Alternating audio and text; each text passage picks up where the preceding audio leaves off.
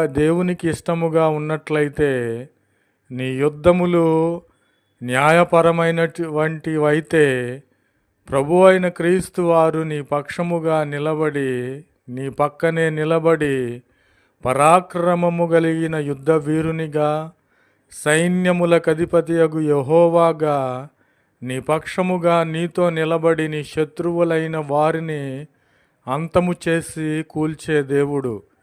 కాబట్టి ప్రభువైన క్రీస్తు వారు నీ పక్షముగా యుద్ధము చేస్తూ ఉన్నప్పుడు నీవు ఏమీ చేయవలసిన అవసరము లేదు. ఊరకనే చూస్తూ ఉండాలి.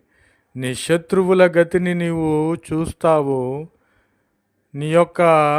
నీ మీదికి యుద్ధము లేచిన వారి గతిని నీవు చూస్తావు. కానీ నీవు చేయవలసిందేమిటంటే ప్రభువైన క్రీస్తు వారికి నీవు ఇష్టురాలిగా ఉండాలి. అప్పుడే ప్రభువైన క్రీస్తు